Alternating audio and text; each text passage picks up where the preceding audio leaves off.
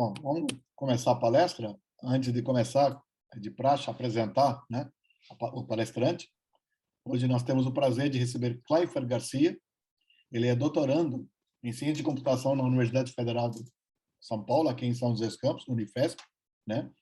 Ele trabalha na área de pesquisa em processamento de linguagens naturais e aprendizagem de máquina, né? Ele hoje é funcionário do CEMADEM, né, nosso colega do INPE, Centro Nacional de Monitoramento e Alerta de Desastres Naturais, CEMADEM, e tem uma excelente apresentação lá. Quando a gente voltar à normalidade daqui a 5, 6 anos, podem procurar ele, que ele vai fazer um passeio, como que eles recebem os alertas, etc. Tá? Ele trabalha como tecnologista na área de modelagem computacional de sistemas ambientais.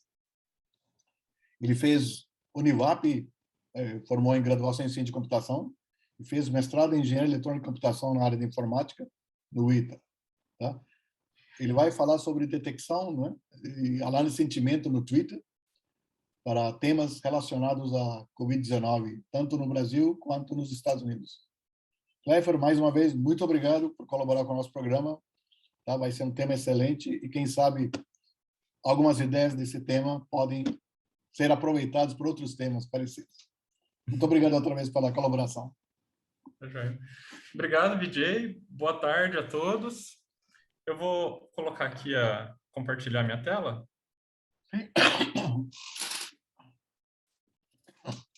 Aqui. Acho que está certo, né? Todo mundo está vendo, né? Todo mundo está vendo? Sim, tá. Acho que sim. Como o VJ falou, o tema da apresentação é detecção de tópicos e análise de sentimentos no Twitter, com mensagens relacionadas ao Covid-19, e também as mensagens são do Brasil e dos Estados Unidos. Essa apresentação ela é um resumo do trabalho que a gente publicou nesse journal, Applied Soft Computing, que a gente ficou bem feliz de publicar aí, porque é um journal bem qualificado, né? Tem um Qualis A1, e foi um trabalho em conjunto, né? Meu e da minha orientadora, a professora Lilian Berton, e a gente começou com uma ideia de utilizar essas técnicas de processamento de linguagem natural para entender o que estava acontecendo no Twitter, quais eram as preocupações das pessoas. E ao longo desse trabalho, a gente foi tendo algumas dificuldades e daí surgiram algumas inovações que eu acho que foi o que ajudou a gente a publicar, né? Entre essas inovações, a gente teve uma parte grande lá de análise de sentimentos sobre Covid em português, que a gente vê bastante trabalho de análise de sentimentos em inglês e menos em português, né? Teve uma comparação do conteúdo das mensagens em inglês e em português, o que o pessoal estava se preocupando, principalmente lá nos Estados Unidos, e quais eram as preocupações no Brasil aqui. A gente teve uma comparação desse tipo. E tem umas imagens aqui que eu vou mostrar para vocês mais para frente, que são as oscilações dos interesses de cada assunto, né, ao longo do tempo. Então, vou continuar aqui. Vou começar mostrando para vocês a metodologia que a gente aplicou nesse trabalho. Primeiro, a grosso modo, a metodologia foi essa daqui. A gente usou a Twitter API, que é uma API do próprio Twitter, que eles disponibilizam para você pegar dados. Então, a gente fez 2 consultas, uma para montar o conjunto de dados em português e outra para montar o conjunto de dados em inglês. Esses 2 conjuntos de dados passaram por uma técnica de processamento de linguagem natural. A gente fez essa aplicação separadamente para o português e para o inglês, mas na medida do possível a gente usou as mesmas técnicas. E depois, com os resultados disso, aí sim a gente fez uma análise conjunta, que é a última etapa. Para quem já mexeu com essa Twitter API, ou para quem pretende mexer com essa Twitter API, ela tem algumas limitações, é bom a gente tomar um certo cuidado. Por exemplo, ela só busca dados dos últimos 7 dias. Então, se você pretende fazer uma pesquisa maior, tem que começar bem antes a coleta dos dados, né? É claro que eles têm ferramentas que puxam períodos bem maiores, mas de graça são essa que busca 7 dias. E de uma forma um pouco mais detalhada, o que a gente fez, a nossa base de dados, basicamente é o que está representado nessa figura. Então, a Twitter API retorna para a gente tudo que está aqui nessas quadrinhos do lado esquerdo, né? Então, tem alguns metadados, Twitter, Tweet ID, Tweet User, e tem o texto. E a gente juntou tudo isso, montou um banco de dados grande, e para cada registro a gente acrescentou algumas informações.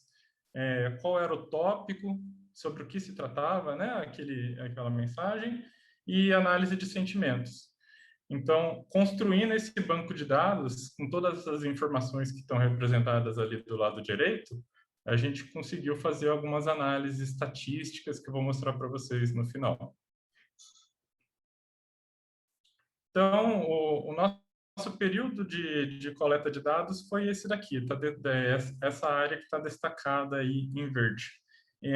Nos Estados Unidos, era o finalzinho da segunda onda. Tava terminando a primeira onda do Covid, terminando a segunda onda, e no Brasil a gente estava ainda na primeira onda, né? E a gente nem imaginava que ia acontecer tudo isso depois ali, aquele exagero de casos ali nos Estados Unidos, né? E o Brasil também, a gente não teve tão marcado assim a primeira, segunda e terceira onda, mas também a gente teve aqui uma crescente bem importante aqui do número de casos, né? Que graças a Deus agora está diminuindo graças à vacina. Mas até então, até a data que a gente fez essa publicação, por volta de novembro de 2020, dezembro, era um dos estudos ali com maior intervalo de coleta de dados simultaneamente, português e inglês. E português e inglês acabou sendo bem oportuno porque, infelizmente, eram os dois países que estavam tendo mais casos, né? Eram o Brasil e os Estados Unidos, então inglês e português estavam tendo muitos casos, então acabou englobando bastante da pandemia. Bom, a gente fez a consulta naquela Twitter API usando essas palavras-chave aqui. Eram mensagens que continham Covid, Corona, nCoV, nCoV-19, Covid-19, Pandemic, pandemia em português, e quarantine e quarentena em português.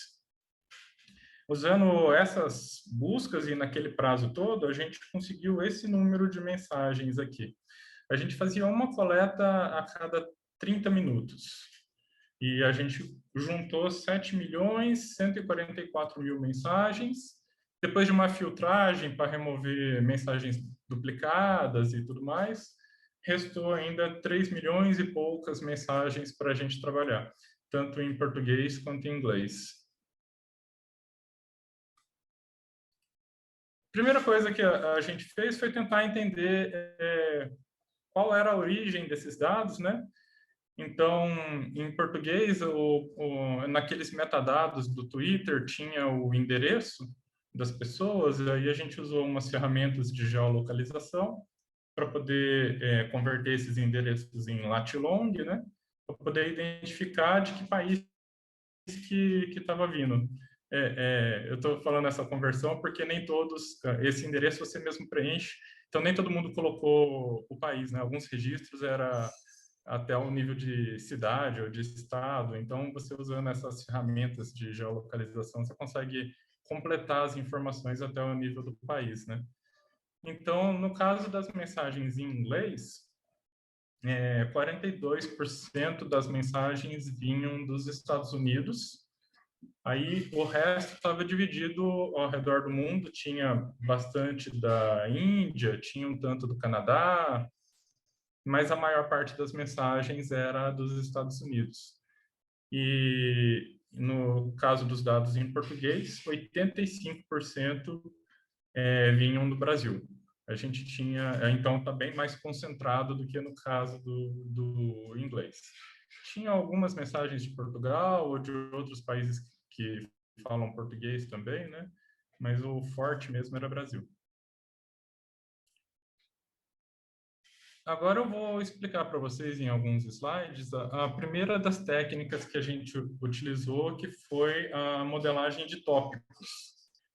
Então, uma modelagem de tópicos é um tipo de um modelo estatístico para descobrir tópicos abstratos que acontecem em uma coleção de documentos. De forma assim mais cotidiana, o que são esses tópicos? Um tópico é um assunto. Eu posso ter um tópico que trata de mensagens de clima. Eu posso ter um tópico que trata de mensagens de trânsito. Eu posso ter N assuntos nesses tópicos.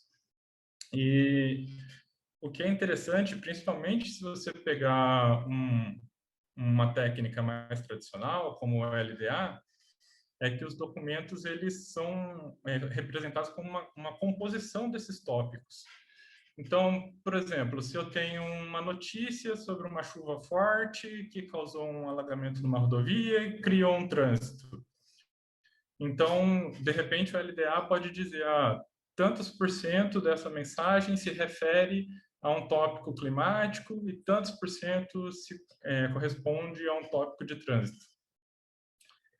O importante é a gente destacar que esse treinamento ele é não supervisionado. Então, você não tem controle sobre quais tópicos vão ser identificados. Você espera que vão aparecer os tópicos mais importantes, né? Aqueles que são mais frequentes.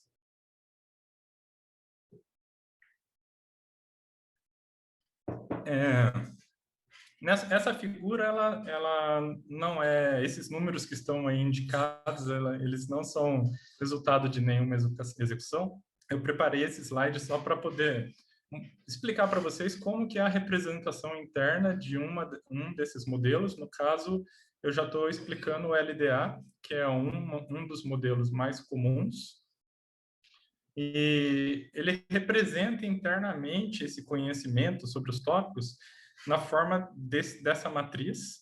Então, aqui nas colunas a gente tem as palavras.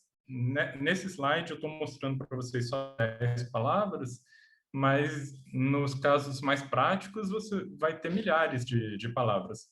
Mesmo com aquelas técnicas de limpeza de pré-processamento de texto, né? Você remove stop words, remove flexões, mas mesmo assim é normal você ter 20 mil palavras, 30 mil palavras. Então, esse é o número de dimensões que você vai ter nas colunas aqui dessa matriz.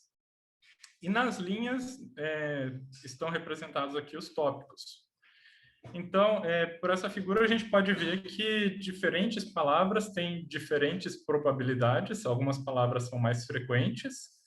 E, além disso, em cada um dos tópicos, você tem diferentes probabilidades de acontecer aquela palavra. Algumas palavras são mais frequentes em alguns tópicos. Por exemplo, a palavra viatura vai ter mais em tópicos relacionados a questões policiais ou de trânsito, né? Então, algumas palavras são mais frequentes em alguns tópicos. E você tendo uma matriz daquela, eu vou explicar para vocês daqui a pouco como que o modelo gera uma matriz daquela, você tem várias opções de aplicação. No nosso caso, desse trabalho, a gente usou para conhecer os dados, ter uma ideia sobre o que as pessoas estão falando. Mas você pode ter outras aplicações também. Nesse artigo original aqui do LDA, o autor conseguia destacar no texto quais trechos que falam sobre qual tópico, consegue grifar ali, né, no texto qual tópico que ele está falando naquela mensagem. Eu também já vi trabalhos que as pessoas usam a modelagem de tópicos como um pré-processamento para uma etapa posterior de classificação. Então, por exemplo, se eu estou querendo identificar notícias que falam sobre desastres naturais. Então, se acontecer naquela etapa não supervisionada de ter um tópico climático, um tópico sobre previsão do tempo, pode ser interessante para mim fazer a detecção de desastres naturais. Já que boa parte dos desastres, principalmente aqui no Brasil, é causado por chuva, né? Bom, agora eu vou começar a explicar como que o modelo faz como ele infere essa matriz. E primeiro eu vou mostrar para vocês aqui como que o LDA enxerga a construção dos documentos. a gente usar aquela matriz com aquelas probabilidades é muito prático, né, na hora de aplicar, mas é uma aproximação bem grosseira da forma como são construídos os documentos, né? Então, nessa figura, a gente tem aqui esse quadradinho menor, que representa aquela matriz que eu mostrei para vocês, os tópicos e a probabilidade das palavras nos tópicos, e temos esses dois quadrados maiores. Então, esse quadrado maior representa a minha coleção de documentos. Eu tenho M documentos, sendo que para cada documento tem uma distribuição θ, que representa as probabilidades de cada um dos tópicos. Eu tenho 20 tópicos, então a probabilidade de cada um naquele documento. E para cada documento eu tenho N palavras. Aqui, N palavras. Então, é como se eu fizesse uma iteração aqui para produzir palavras para aquele documento. É como se eu estivesse sorteando um tópico, seguindo essa distribuição θ, e conhecendo a distribuição das palavras para aquele tópico, eu vou materializar uma palavra aqui. Então, seguindo, e você imaginando que o modelo imagina esse modelo para construção de documentos, a gente consegue perceber que dificilmente teria algum documento legível, né, nesse processo de construção. Mas tudo bem, porque o nosso objetivo é fazer o processo inverso. Eu tenho uma coleção de documentos e, considerando que ele foi produzido com essa sistemática, inferir qual é a distribuição das palavras no dicionário e qual a distribuição dos tópicos nas palavras. Com esse processo inverso, a gente consegue várias aplicações práticas. Rapidamente aqui, como é feito o treinamento daquele vetor. Então, você tem basicamente duas formas de treinar esse modelo, ou é com a inferência variacional ou com a amostragem de Gibbs. Eu preferi mostrar para vocês a amostragem de Gibbs porque o LDA ele tem várias variações e nessas variações os autores normalmente preferem a amostragem de Gibbs. Então, para mim treinar esse modelo com a amostragem de Gibbs, uma parte importante é esse vetor Z. Esse vetor Z é uma coleção de todas as palavras que eu tenho na minha coleção de documentos. Então, vamos dizer assim, a primeira posição do vetor Z seria a primeira palavra do primeiro documento. E a última posição desse vetor Z seria a última palavra do meu último documento. Então, é um vetor bem extenso. E é um vetor de inteiros. Cada posição eu tenho o ID do tópico que aquela palavra está associada. Então, eu começo gerando esse vetor aleatoriamente e, seguindo a metodologia do Gibbs, eu vou percorrer esse vetor Z várias vezes, sendo que para cada posição desse vetor, eu vou refazer vou reatribuir o tópico dele, fazendo um sorteio usando a probabilidade que é calculado por essa fórmula. Então, essa fórmula aqui, bem rapidamente, eu tenho aqui o número de vezes que o tópico K é utilizado no documento DI. E quantas vezes o documento DI usou todos os outros tópicos. Com essa divisão aqui, eu tenho aproximadamente a probabilidade do tópico naquele documento. Do lado direito aqui, quantas vezes o tópico K usou a palavra WI. Quantas vezes o tópico K usou todas as outras palavras. Fazendo essa divisão aqui, eu tenho a probabilidade da palavra no documento. Com esse produto, eu tenho um valor proporcional à probabilidade do tópico K ser atribuído para a palavra I. Então, eu calculo essa probabilidade para todos os tópicos e faço um sorteio. Então, eu vou fazer isso várias vezes, uma vez para cada posição do vetor Z, e várias vezes eu vou percorrer esse vetor Z fazendo esse sorteio. A ideia é que, com esse processo repetitivo, a gente vai melhorando aquela solução inicial aleatória, vai convergindo para uma coisa um pouco mais organizada. E aí, depois que eu produzir aqueles vetores, como é que eu uso, né?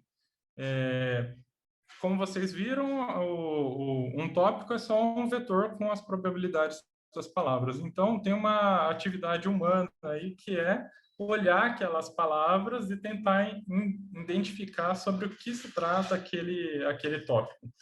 Então, por exemplo, nessa imagem, ali o tópico 22, a gente percebe que as palavras mais importantes para esse tópico era vacina, drug, trial, treatment, test. Então, são mais palavras relacionadas ao tratamento do COVID. Então, essa análise a gente tem que fazer com cada um desses tópicos que estão indicados aí. No caso do conjunto de dados em inglês, a gente usou 30 tópicos, e manualmente ir atribuindo um rótulo para cada um deles. Algumas coisas mais do uso, né, da prática, que a gente normalmente não encontra nos artigos, né? Alguns tópicos são muito parecidos, principalmente porque na sua coleção de documentos, às vezes muda um pouco o discurso. Então, por exemplo, se eu tenho uma revista médica, a forma como ela explica o COVID não é a mesma forma que um jornal vai fazer para o público em geral. Mas você olhando o tópico, às vezes você entende que é o mesmo assunto. Então, nesses casos, 2 tópicos a gente cadastrou como tratamento, no caso, se o conflito foi em tratamento. E outra coisa também que não tem nos artigos é que alguns tópicos não são possíveis de serem interpretados, dá a impressão que o modelo faz uma espécie de um tapa-buraco com as mensagens que sobram, né? Que são os tópicos menorzinhos, normalmente, e que às vezes a gente não consegue interpretar eles, e aí o melhor é descartar. Então, depois que foi feita essa análise, aí legal, aí eu tenho para todo o meu conjunto de dados uma identificação do tópico predominante e tenho uma interpretação do tópico sobre o assunto que ele está tratando, né? Então, essa foi a primeira etapa, o primeiro atributo que a gente construiu naquela base de dados. A próxima etapa começou a análise de sentimentos das mensagens, né?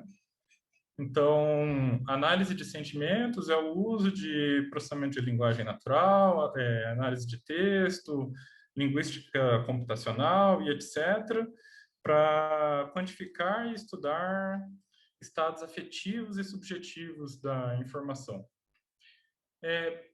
Basicamente, assim, quando a gente fala em análise de sentimentos, as pessoas lembram mais da questão se uma mensagem tem um caráter mais positivo ou mais negativo, mas principalmente quando a base de dados é mais rica, eu vou mostrar para vocês, às vezes você consegue identificar qual que é o sentimento relacionado com a mensagem. Se é raiva, se é medo. Eu vou mostrar para vocês. Primeiro, aqui uma visão geral de como funciona a análise de sentimentos normalmente, né? Na maior parte dos trabalhos a gente vê assim. Uma etapa de preparação, extração de atributos. Então, tem várias técnicas aqui de extração de atributos.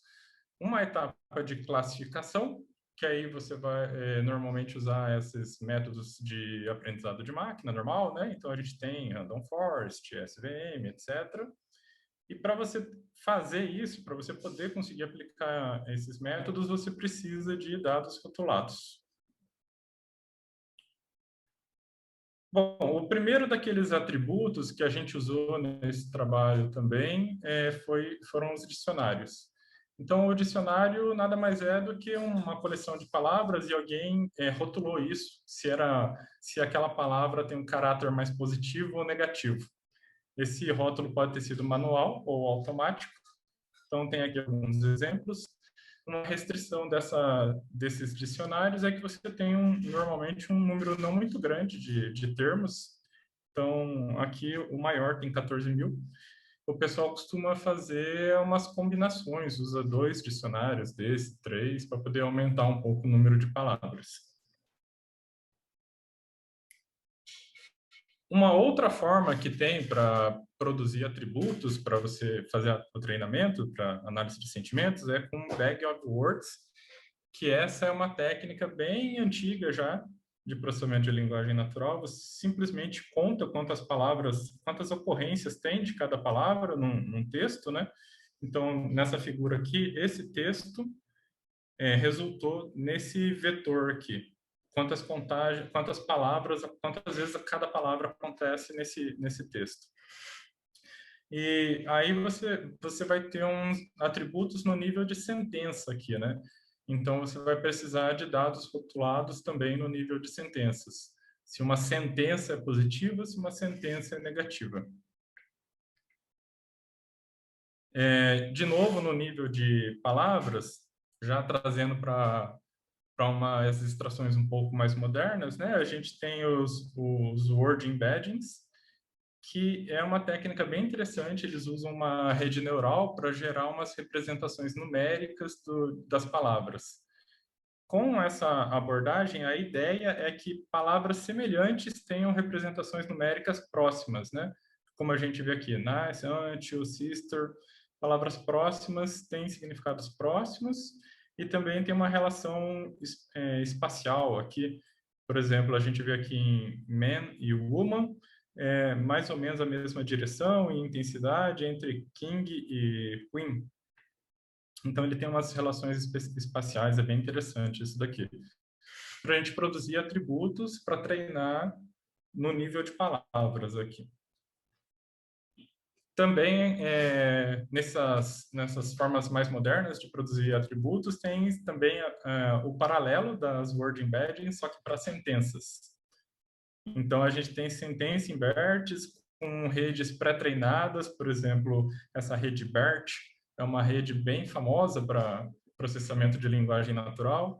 Você consegue inserir ali algumas sentenças na entrada dessa rede, e o pessoal do Google gentilmente já treinou ela para a gente, com milhares de documentos, e você tem como saída um vetor numérico, e aí você pode treinar ele de diversas formas. Esse pessoal que desenvolveu essa ferramenta, Sentence Embedding, eles queriam gerar embeddings de sentenças usando o BERT. Então, eles treinaram de uma forma que sentenças com significado próximo tivessem representações próximas, da mesma forma como fez no Word Embedding. Então, essa é uma outra forma de você gerar atributos para treinar um modelo de análise de sentimentos. Então, essa é uma ponta. Uma ponta são os atributos.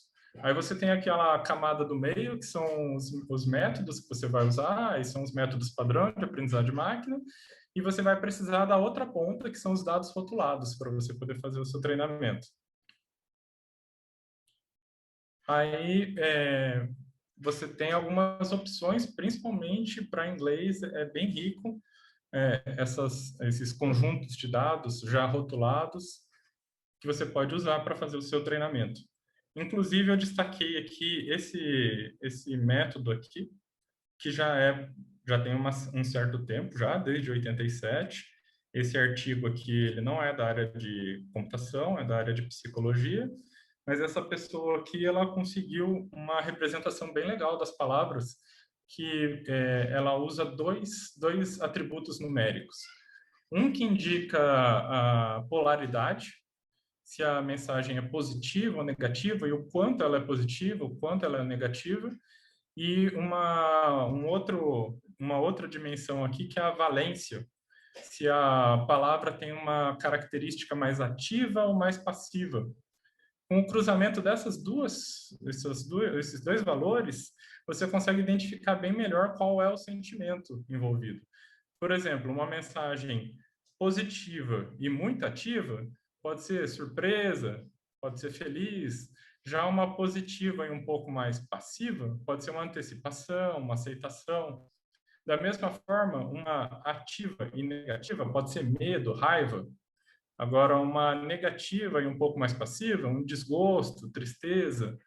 Então, você consegue identificar qual é a emoção envolvida. Muito legal. Infelizmente, para o português, a gente ainda não tem essa riqueza toda. A gente tem alguns dicionários, principalmente indicando positivo ou negativo, e ainda assim, principalmente para mensagens de Twitter, é bem restrito também. A gente não tem muitas bases de dados de treinamento.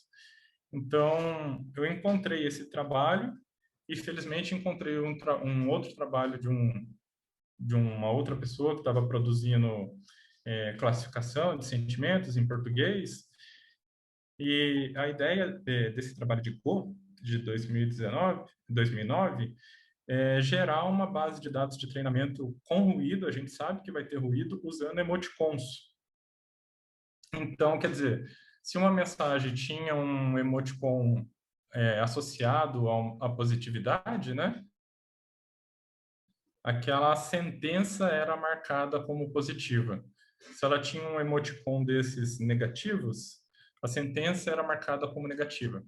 Então, é claro que no meio de milhares de mensagens, algumas vão estar erradas, a esperança é que a maioria esteja certa. Então, é uma base de dados de treinamento de sentimento com ruído, que foi o que a gente usou nesse trabalho, foi a melhor base que a gente achou, porque tinha que ser mensagens de Twitter, né? Se você pegar a mensagem de outra área, você pode não ter validade na hora de replicar em outro ambiente, né? Então, a gente usou isso daqui. E infelizmente, não tem a questão das emoções. Bom, os resultados em inglês, a gente teve uma ajuda do pessoal que desenvolveu essa ferramenta, Crystal Field. A gente não conhecia eles, mandamos mensagem, eles foram bem gentis em classificar as mensagens para a gente e fornecer uns outros dados sobre o modelo deles. Então, para o conjunto de dados em inglês, a análise de sentimento já é uma coisa bem batida, a gente estava mais interessado em português. Então, a gente usou basicamente o resultado deles, mas também fizemos algumas comparações. É, várias estão lá no artigo, trouxe para vocês algumas aqui. Sentença BERT com regressão linear, sentença BERT com random forest. E eu achei até que o resultado foi bom, até com sentença BERT, porque o objetivo dele não era análise de sentimento, era clusterização de documentos, mas assim, nesse processo de transferência de aprendizado, usando um método de treinamento convencional, até que teve um resultado legal, bateu aqui esse método que era especializado em análise de sentimento, bateu em Join, foi melhor, mas nos outros, no geral, Crystal Field foi melhor. Ainda bem que a gente teve esse apoio do pessoal lá. Aqui é a mesma coisa, só que só para polaridade, positivo ou negativo. E aí sim, para português, aí sim a gente fez uma análise bem maior aqui no artigo. A gente já não colocou todos, tivemos que dar uma filtrada só para os resultados principais. E aqui nessa apresentação eu trouxe só essa tabela para vocês, com alguns dos testes que a gente fez. Então, daqueles atributos que eu mostrei para vocês, unigramas, bigramas e fast text, que é um tipo de word embedding. Unigramas, bigramas, fast text com mais atributos. Unigramas, bigramas e muse, que é semelhante ao BERT, nesse caso aqui, semelhante no sentido de que é uma rede grandona também para produzir atributos. Unigramas, bigramas e sentença BERT. A gente fez vários experimentos para achar a melhor combinação para o caso dos dados em português. Esses resultados, 80%, 70%, eu até que considero que foram bons se você considerar que o banco de dados tinha ruído. Então, até que teve um aprendizado bem legal. Agora eu vou falar um pouquinho sobre o resultado dessa análise. Bom, primeiro, os tópicos, quais eram os mais presentes. A gente percebe que tanto em inglês quanto em português teve bastante coincidência aqui nas preocupações das pessoas, né? Então, impactos econômicos, estatísticas de casos, cuidados com a proliferação, apareceram aqui também em português. Cuidados com a proliferação, estatística de casos. Essa estatística de casos a gente já imaginava que ia ter bastante importância, porque isso aqui é a mídia, né? Divulgando quantos casos e quantos mortos e tudo mais. E é legal a gente olhar também as diferenças de um para o outro, né? Então, em inglês, a gente teve esses assuntos aqui de entretenimento. Já em português, a gente teve bastante mensagem sobre cuidados com a saúde, beleza. Então, pessoas dizendo que engordou, que perdeu peso, e teve bastante gente falando que fazia um penteado ou uma maquiagem como uma forma de distrair ali da tensão, da quarentena, né, e tudo mais. E aqui em inglês também tem um tópico interessante, que é esses protestos antirracismo, porque essa época que a gente coletou os dados foi bem quando teve aquele caso do George Floyd. Então, nos Estados Unidos e no mundo inteiro explodiu todos aqueles protestos, e mesmo a gente buscando por termos relacionados ao Covid, veio um volume bom de mensagens relacionadas a esses protestos, né? Algumas pessoas falando do medo de disseminar mais ainda o vírus durante os protestos e coisas do tipo. Mas teve um volume tão grande que chegou a ser detectado aqui. Aqui são as palavras, vou passar bem rapidamente aqui para não estourar o tempo. Quais são as palavras principais de cada um daqueles tópicos. E aí a gente gerou esses gráficos aqui. Aqui eu tenho os tópicos econômicos, impactos econômicos, estatísticas de casos e tudo mais, e a data, e a gente consegue acompanhar por esses gráficos aqui quais os momentos que aqueles assuntos ficaram mais importantes, teve mais destaque. E além do volume, tem essas linhas aqui embaixo, a linha vermelha representa mensagens negativas, a verde positivas, e as de cinza mensagens neutras.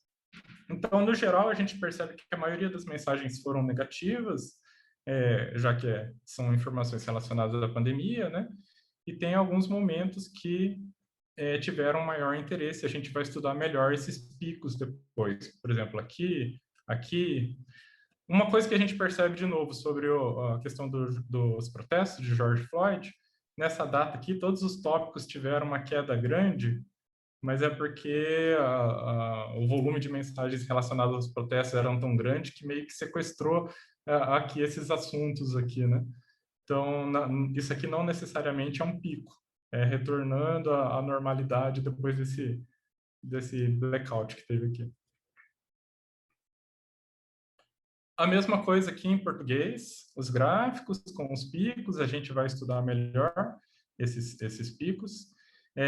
Tem aqui também as mensagens negativas e positivas. É importante que não estava no escopo desse trabalho detecção de sarcasmo, então pode ter alguma diferença aqui nessas positividade ou negatividade, mas em geral está fazendo sentido. Mensagens negativas aqui, proliferação, quase neutro aqui, né? Estáticos, impactos econômicos, tratamentos mais positivos. Em política, teve aqui mensagens mais positivas, talvez detecção de sarcasmo aqui fizesse um pouco mais de diferença. Bom, e aí, para cada um daqueles tópicos, a gente começou a procurar na mídia notícias relacionadas, tentar saber o que estava acontecendo. Aqui nessa apresentação eu coloquei só algumas para vocês. Então, por exemplo, no início do período, né, que a gente coletou as informações, em política, lá nos Estados Unidos, estava tendo aquele caso do Trump, que falou para as pessoas injetarem desinfetante e deu aquele rolo todo, ele se justificando depois, dizendo que era sarcasmo, que ele não estava falando sério. E teve também aquela questão do Trump, que rompeu com a Organização Mundial de Saúde. Então, e o Dr. Fauci é um médico famoso lá nos Estados Unidos, também participou de várias dessas polêmicas envolvendo, aqui no caso, dizendo que não tinha evidência que o coronavírus foi feito em laboratório. Isso até retornou ao assunto agora, né? Mês passado estavam falando sobre isso. Então, mas tem várias outras declarações do Dr. Fauci sobre essa questão da pandemia. Os impactos econômicos também, a gente teve um volume maior aqui no início da série, em inglês, então, bastante preocupação com os empregos, né? Como que ia ser o impacto nos pequenos negócios, empréstimos, né? O pessoal lá, os empregados querendo pagamentos adicionais pelo risco e tudo mais, né? Aqui no Brasil, a gente teve esse aumento aqui em tratamentos, mas no finalzinho. A gente ainda não tinha vacina nessa época, mas já era mensagens relacionadas aqui com o início dos testes, que estava tendo resultados promissores, tanto com essa vacina de São Paulo, né, da Coronavac, quanto com essa de Oxford.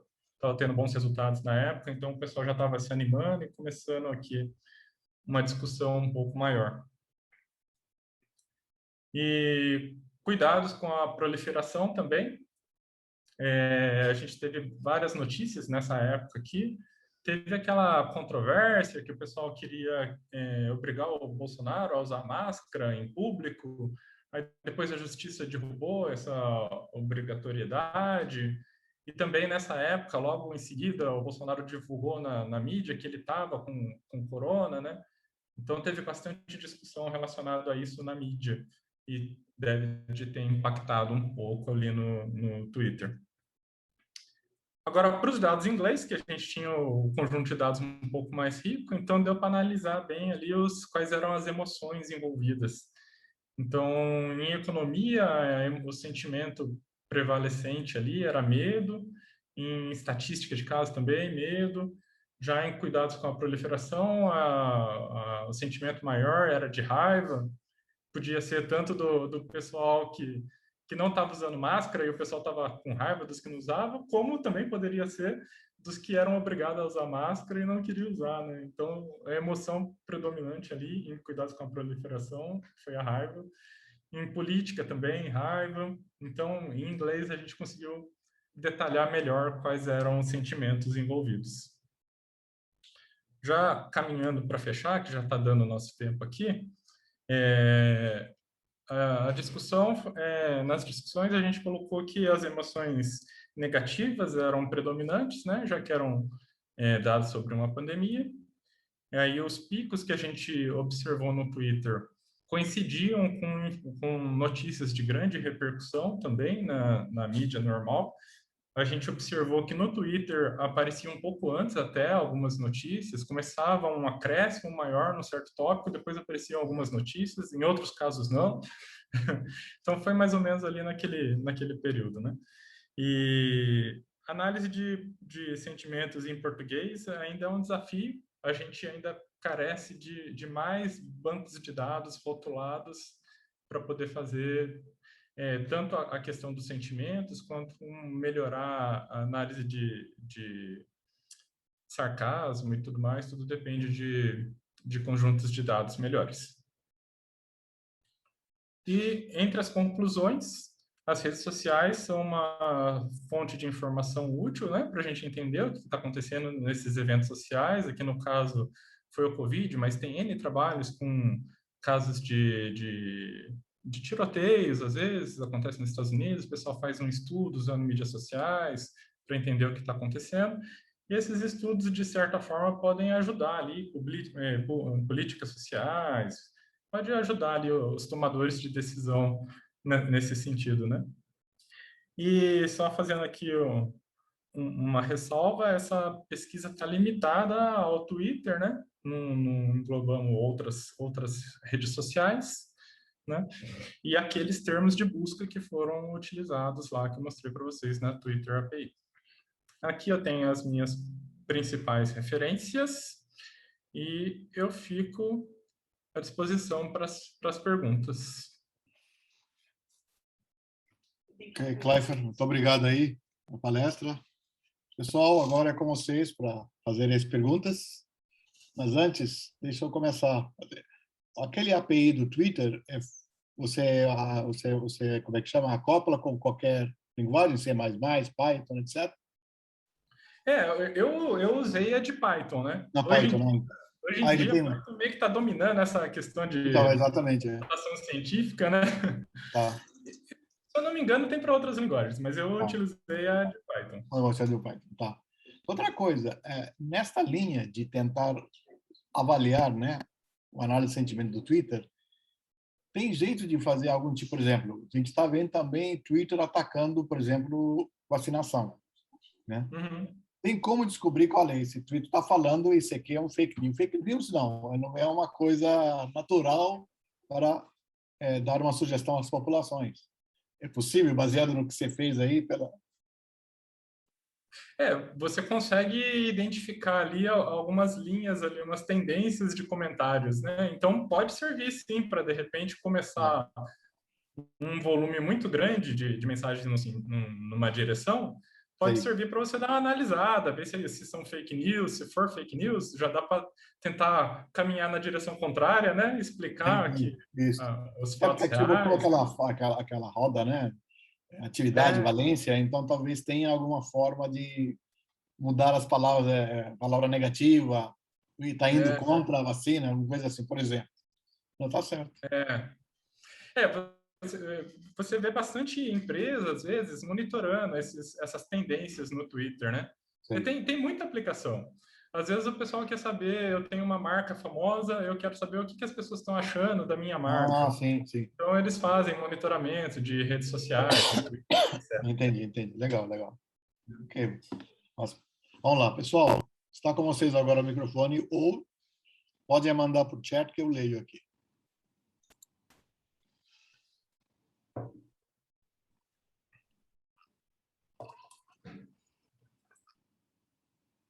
Tem uma pergunta? Opa. Ok. Tem o Rafael Augusto perguntando como lidar com as publicações que tinham link. Foi feito algum tratamento? Acho que sim, né? A Twitter API, se você configurar ela direitinho, né? Ah, ok. Ela te dá bastante do texto.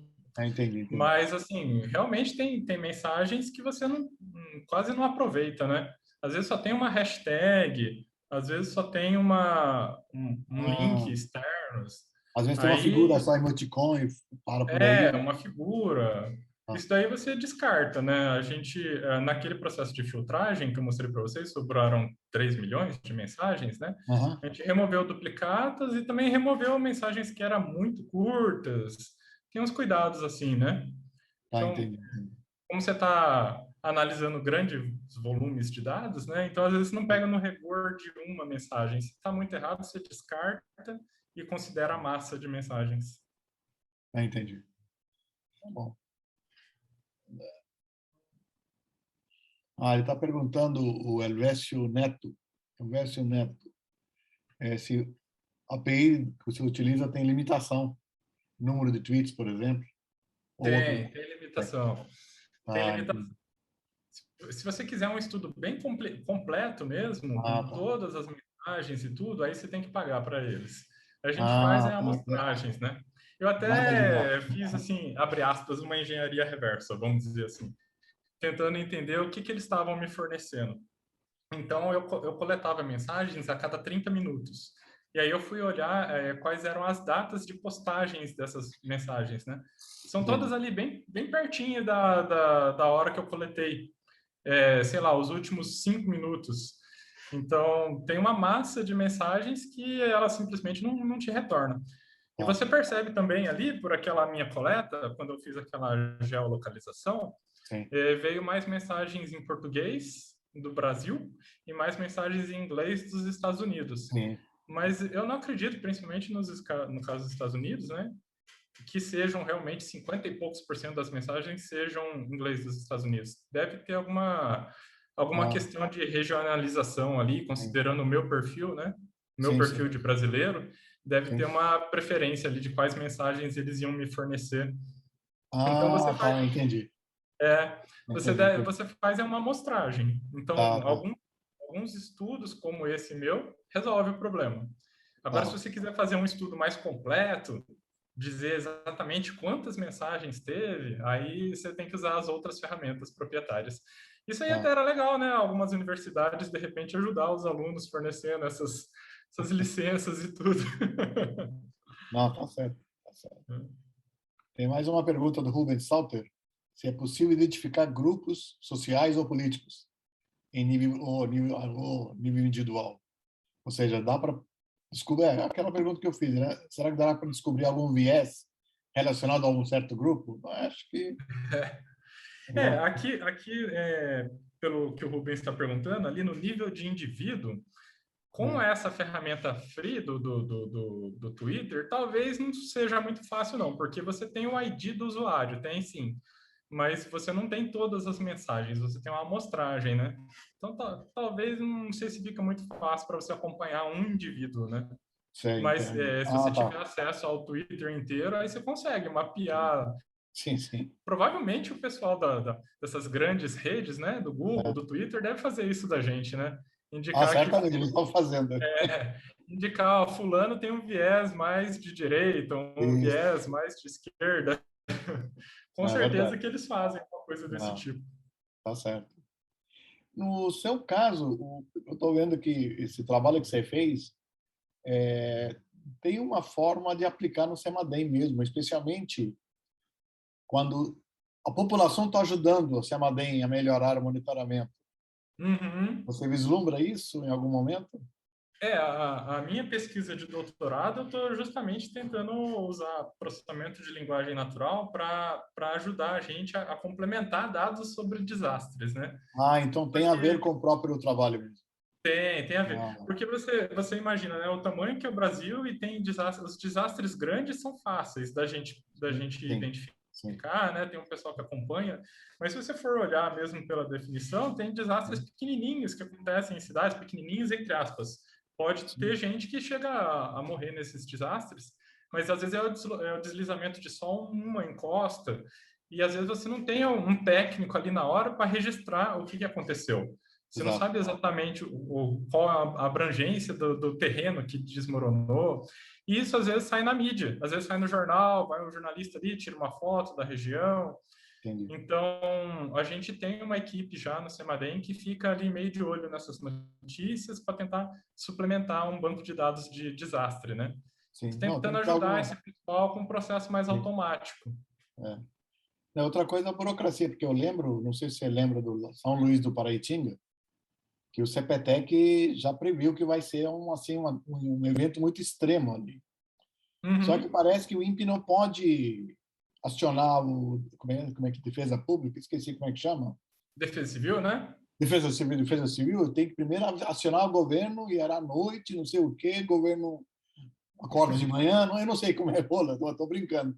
Mas não tinha esse contato direto, que atrapalhou. Até a gente no Semadem, que é assim, a missão é desastre natural, tem um roteiro que a gente tem que seguir para mandar um alerta, né? A Já gente acabou o desastre. agora essas questões de política estão afrouxando um pouco, mas a Sim. gente não pode pegar o telefone e ligar lá para a Defesa Civil diretamente, ó, Ah, vai ter um então, me falaram desastre. que parece que não é o protocolo, né? Tem todo um protocolo que tem que ser É, seguido para chegar até eles lá. é. Ah, imagina, é complicado mesmo. Mas legal. Pessoal, tem mais algum comentário, pergunta? Ok, Clifford, eu acho que, opa, vou fazer uma correção. Opa, o Elvésio está perguntando se fazer uma correção entre termos e assuntos do Twitter como as bases de dados de metrologia, por exemplo. Fazer uma correlação.